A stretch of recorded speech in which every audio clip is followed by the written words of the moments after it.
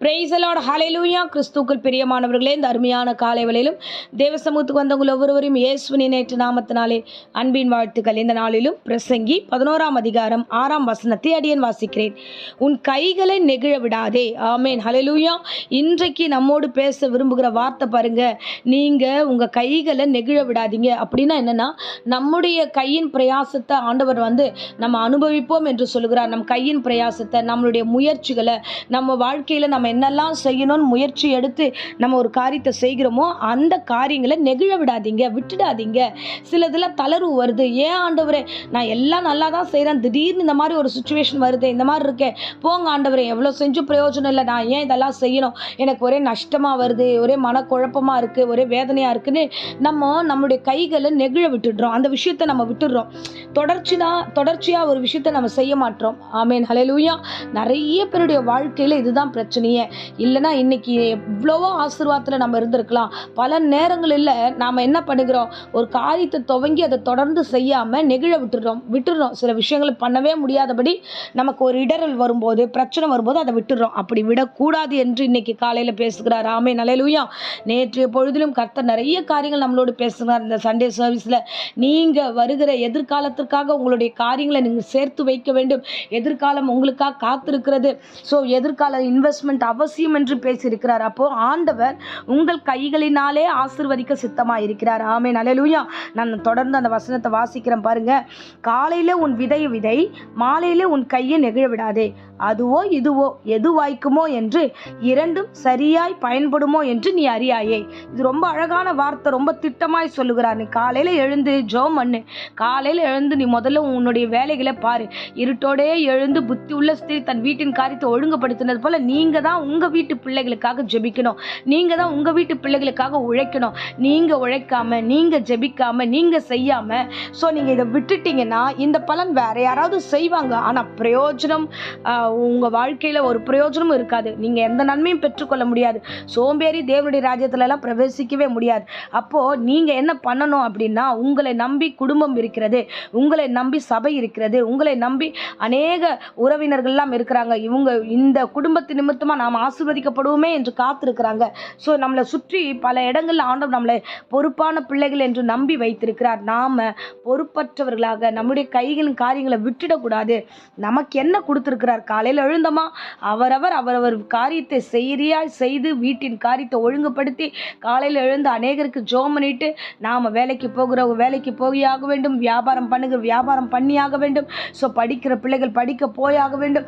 அந்தந்த வேலையில் யார் எல்லாம் கமிட்மெண்ட்ல இருக்கீங்களோ அதை சரியா செய்ய வேண்டும் என்று கர்த்தர் சொல்லுகிறார். ஏன் தெரியுமா, நீ எதையாவது செய். நான் செஞ்சாதான் எதுவுமே நடக்க மாட்டேன், நான் செஞ்சா இவங்களுக்கு பிடிக்கவே மாட்டேன், நான் பண்ணாத செய்யவே எனக்கு தோண மாட்டேறது, மற்றவங்க என்னை அக்செப்ட் பண்ணிக்க மாட்டாங்க. இந்த விஷயத்தை பத்தி நீங்க யோசிக்காதீங்க, நினைக்காதீங்க. கடவுள் தான் உங்களை ஆசீர்வதிக்க போறாரே தவிர மற்றவங்க உன்னை ஆசீர்வதிக்க போறது கிடையாது. மற்றவங்க நினைக்கிறாங்க நினைக்கல, அந்த விஷயமே உங்க வாழ்க்கையில நீங்க எதையுமே யோசிக்கக்கூடாது. கடவுளுக்கு விரோதமா நாம எதையும் செய்யக்கூடாது. ஆமேன், ஹல்லேலூயா. இந்த உலகத்துல வாழ்கிற ஒரே ஒரு வாழ்க்கை கடவுளுடைய சித்தத்தின்படி இரட்சகராக இயேசு கிறிஸ்து உங்ககிட்ட என்ன எதிர்பார்க்கிறாரோ அது முழு பலத்தோடு செய்து போங்க. நீங்க செஞ்சதை அக்செப்ட் பண்றாங்க பண்ணல, உங்களை ஏற்றுக்கொள்ளுகிறாங்க ஏற்றுக்கொள்ளல, அது எல்லாத்தையும் நீங்க பார்க்காம உங்க கையில என்ன வேலையோ, உங்க கையில என்னென்ன காரியம் கொடுக்கப்பட்டதோ, உங்களுடைய வாழ்க்கையில கடவுள் உங்களை நம்பி என்ன செய்ய சொன்னாரோ அதை நெகிழ விடாதே, அதை விட்டு விடாதே. உங்க பொறுப்பை விட்டுறாதீங்க, உங்க தலைமையை விட்டுறாதீங்க. உங்க எல்லாருக்குமே கடவுள் இன்னைக்கு காலை வேளையில பேசுகிறார் பாருங்க. வீட்டுக்கு தலைவியா நீங்க ஒரு வேளை இருந்தீங்கன்னா அந்த பொறுப்பை விட்டுறாதீங்க. எங்க வீட்டுல யாருமே என் பேச்சை கேட்க மாட்டாங்க, நான் ஏன் செய்யணும் அப்படின்னு நான் விட்டுட்டு போறேன்னு போவாதீங்க. வீட்டுக்கு தலைவனா இருந்தீங்கன்னா அந்த பொறுப்பெடுத்து பிள்ளைகளுடைய வாழ்க்கையில உங்க வீட்டின் காரியம் எப்படி நடக்கிறதுன்னு கவனமா பாருங்க. அதை காரியத்துல நெகிழ விட்டுறாதீங்க. வியாபாரத்துல உங்க கை ஓங்கி இருந்தா அந்த இடத்த விட்டுட்டீங்கன்னா வேற யாராவது வருவாங்க அந்த இடத்துக்கு. ஸோ அந்த இடத்த நீங்க விட்டுறாதீங்க. அப்போ உங்க கைகளை நெகிழ விடாதபடிக்கு ஏதோ ஒன்று செய்யுங்க, எதையாவது ஒன்று செய்யுங்க, எதையாவது ஒன்றை நீங்கள் செய்ய வேண்டும் என்று கர்த்தர் விரும்புகிறார். பாருங்க, தேவன் கிட்ட போராடி ஜெபிக்கும் பொழுது நிச்சயமாய் தேவன் கிட்ட ஒப்பு கொடுத்துட்டு காலையில உன் விதையை விதைச்சிட்டு காலையிலேயே போய் நீ எல்லா காரியத்தையும் செய்து ஜெபம் பண்ணி ஆண்டவர் கிட்ட ஒப்பு கொடுத்துட்டு கடந்து போங்க. எதுவோ அது பலன் தரும். யார் அறிந்தா? வசனம் சொல்லுகிறது, அதுவோ இதுவோன்னு நினைக்கிறீங்களா? இப்படி நடக்குமோ அப்படி நடக்குமா? ரெண்டுமே ஒரு விதமாய் ஆசீர்வாதமாக மாறுச்சுன்னா யார் அறிவார்? அதுதான் முடிக்கிறார் வசனத்தை. ஸோ ஆகையால் நீங்கள் கையிட்டு செய்கிற காரியங்களை கர்த்தர் ஆசீர்வதிப்பார். வேதாகமத்தில் யாக்கோபை குறித்து நம்ம வாசிக்கிறோம் பாருங்க. அவனுக்கு நல்லா தெரியும் ஏசப்பா இல்லாமல் உள்ளே போகவே முடியாது, தன் சகோதரன் மீட் பண்ணவே முடியாதுன்னு.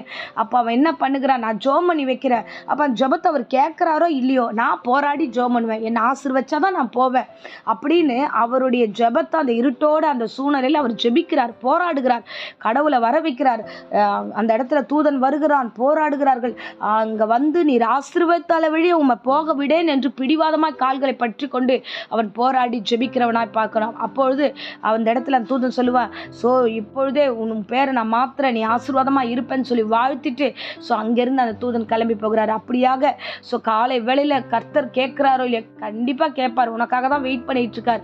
ஸோ காலையில் ஆண்டவர் சமூகத்தில் ஒப்பு கொடுங்க, வியாபாரத்தை ஒப்பு கொடுங்க, குடும்பத்தை ஒப்பு கொடுங்க, உறவுகளை ஒப்பு கொடுங்க, ஊழியங்களை ஒப்பு கொடுங்க. ஆண்டவரே இந்த ஆண்டு நன்மையினால் எங்கள் ஊழியம் நடக்கணும் ஆண்டவரேன்னு ஒப்பு கொடுங்க. ஆண்டவர் நிச்சயமாய் நீங்கள் ஆசீர்வதிக்கப்பட்டவர்கள் என்பதை உங்களுக்கு கண்கள் காண கர்த்தர் செய்வார். ஒரு நாளும் உங்களை கைவிடவே மாட்டார். ஆமென். மறுபடியும் வசனத்தை நான் வாசிக்கிறேன் பாருங்க. காலையிலே உன் விதையை விதை, உன் விதை. மற்றவங்க கையில இருந்து வாழ்ந்து சாப்பிட்டு தூங்குற வாழ்க்கை அதெல்லாம் வாழ்க்கையே கிடையாது. அவங்க கையில கொடுக்கப்பட்ட வேலைகளை சரியாய் செய்ய வேண்டும். கைகளை நெகிழ விடாதீங்க. மாலையிலே உன் கையை நெகிழ விடாது. அதுவோ இதுவோ ஏதோ ஒரு நன்மை உன் வீட்டை தேடி வரும். சரியாக கர்த்தர் செய்வார். நீ அதை அறிந்து கொள்வீர்கள். நீங்கள் பயப்பட வேண்டிய அவசியமில்லை. ஆமென். இப்பொழுதும் அடியேன் உங்களுக்காக ஜெபிக்கிறேன். அன்பு ரட்சகா, எங்கள் கைகளை நாங்கள் நெகிழ விடாதபடிக்கு எங்களுக்கு ஆண்டவரே சில காரியங்களுக்கு நன்மையானது வரவில்லை என்றாலும் நாங்கள் விட்டு விடாதபடிக்கு ஆண்டவரே நீர் எங்கள் ஒவ்வொருவருக்கும் பலன் தருவீராக. இந்த பிரசங்கத்தை கேட்டுக்கொண்டிருக்க அருமையான பிள்ளைகளுடைய வாழ்க்கையில் ஜெபிக்கிற எல்லா ஜெபத்துக்கும் நீர் பதிலை கொடுக்க வல்லவராக இருக்கிறீர் ஆண்டவரே. அப்பா, எல்லா விதையும் 100 60 பலன் தரும். ஒன்று அது 100 பலன் தரலாம், இல்லை என்றால் அது 60 பலன் தரலாம் என்று நான் விசுவாசிக்கிறேன் ஆண்டவரே. இந்த வசனத்தின்படியே நான் ஏற்றுக்கொள்கிறேன் ராஜா. இது ரெண்டுமே பலன் தரும் என்று இந்த வார்த்தைகளை அங்கீகரித்து ஆண்டவரை ஆசீர்வதிப்பீராக. ஆண்டவரே, என் பிள்ளைகளுடைய குடும்பங்கள் எல்லாம் ஸ்திரப்படட்டும். எல்லா பொல்லாத பிசாசுடைய கிரியைகள் எல்லாவற்றையும் இயேசு நாமத்தில் அடியேன் சபித்து பாதாத்தில் கட்டுகிறேன் கர்த்தாவே. வியாதியோடு பலவீனத்தோடு ஆண்டவரே, தேவையற்ற குழப்பத்தோடு ஆண்டவரே, இந்த வேளையில யாராகிலும் இருந்தால் எல்லா வியாதியும் நீங்கி பூரண சுகத்தை கொடுத்து கர்த்தர் ஆசீர்வதியும். இயேசு நாமத்தில் ஜெபித்து ஆசீர்வாதத்தை ஒப்புக் கொடுக்கிறேன் நல்ல பிதாவே. ஆமென். Praise the Lord. God bless you.